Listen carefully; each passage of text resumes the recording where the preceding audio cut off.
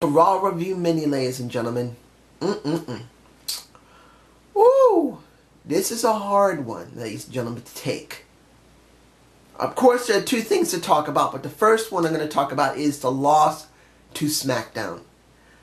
Oh, that hurts so bad. We lost Maurice and The Miz. We lost Alexa Bliss, and we lost Mickie James. That hurts me a lot. That does. I don't really care about Kurt Hawkins. I really don't care about Heath Slater and Rhino. Not saying they weren't bad, but I don't really care that much about them. In the end, we lost 4 people who made SmackDown very interesting. Maurice and The Miz were doing incredible work that got over. The John Cena and the Nikki Bella thing was so over. People loved it. And now it's over. You know how bad it's over? Miz gets in the ring. Dean comes in. He's another one we lost. We lost the Intercontinental title. My guess is that the Cruiserweight title is going over there. It has to, because you can't just have one title on the show. Cruiserweights is the best option, as far as I can see. Unless they're going to do a trade before Payback. But anyway, he gets his ass nailed within a few minutes of his promo. He's a joke now. What was the point? And then, look. Seeing that Mickie James and Alexa Bliss went to Raw hurt so freaking bad. They've been doing great work on SmackDown. But it doesn't mean it's going to transfer over to Raw very well, because they don't treat the women right over there. Look. I don't hate Nia Jax. I love me Nia Jax. She's a good potential talent if she has enough women to work with. Here's the problem that people don't understand about Nia Jax. She's green. Yes, she's still very green. They shouldn't have brought her up so soon from NXT, but they were running out of options. They needed more women, so they brought her up even though she really isn't ready.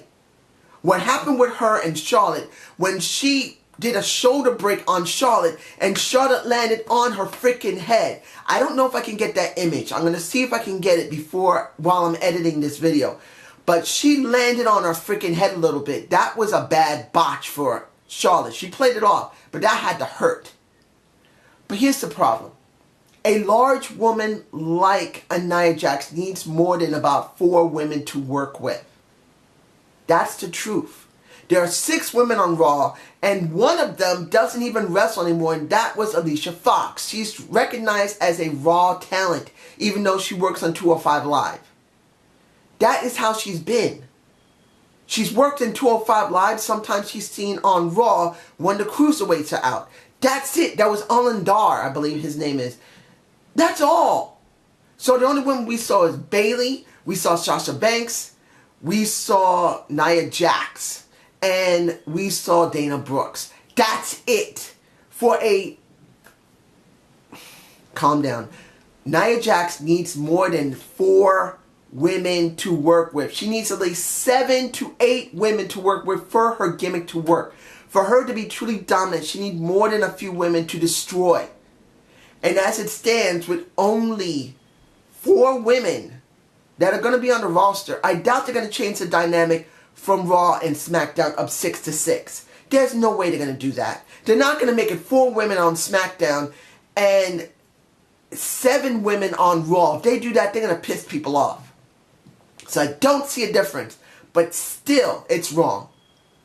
Now, the second thing we're going to talk about is the destruction of Roman Reigns. Oh my gosh. They really tried to push this with Roman getting destroyed by Braun Strowman. The interview is not the question here. The interview means nothing. I know a lot of people say, well, the interview about The Undertaker is important. No, it's not. It's not. Because if you really want a true interview, you do an interview with The Undertaker. Even though he's retired, have a real interview with The Undertaker. Mark Calloway needs an interview. That would make ratings. Because The Undertaker rarely breaks his character. Throw him on a camera and show him. That is where we'll give real star power. Real interest. As it stands, it really didn't make a difference. The destruction of Roman Reigns made a difference. The dominance of Braun Strowman. Look, the man threw him. The man slammed him into a wall. The man slammed his head supposedly into a rolling locker where we know there's a piece of wood, a block of wood on the side of that locker, so it won't go near his head. We already know this. Then they throw a empty gurney over the edge of a little park where they do the parking, and then they are so willing to try and put Braun Strowman over as a super dominant guy that Roman Reigns we know will never defeat, which he already did. They let him turn over an ambulance. An ambulance. Well, guess what? They said that, and this is Michael Cole. He said, in 20 years, I've never seen that. Guess what? You have. The Big Show turned over a car. Mark Henry pulled a semi-truck. This isn't something that isn't been seen before. But they're pushing so hard for Braun Strowman. The question's going to be is this. Payback is coming. Will Braun Strowman win over the Roman Reigns? I don't see it. If they're going to set up Brock Lesnar versus Roman Reigns, yes, they got to make a dominant guy. You can't have him job for the rest of the year. Not normally. He has to have some type of screwy ending. So as I see it right at this moment, the person who should have had that match with The Undertaker wasn't Roman Reigns, was Braun Strowman.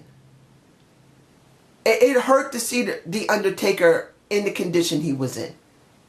But let's be honest here. Who do you think would have been better for the future? A Roman Reigns or Braun Strowman? Particularly after how Braun Strowman has done so much in this show. But this is just my point of view. You guys tell me below, and I hope you enjoyed this Raw review mini. Please give me a comment below. I was thinking of my debate of the week. I'm actually doing a debate of the week after this. It is basically, is Finn Balor the next Daniel Bryan? Look for that. I don't know if I'll be able to release it tomorrow. I'm going to be visiting my relatives tomorrow. I don't even know if I'll even have a chance to even see SmackDown because I may be staying with them most of the night. So, if you don't see a SmackDown review, you may see a short review or a short overview of SmackDown because I probably won't be able to see it. But you guys watch for it. Watch for Finn Balor. Have a good day. Have a good night. Peace.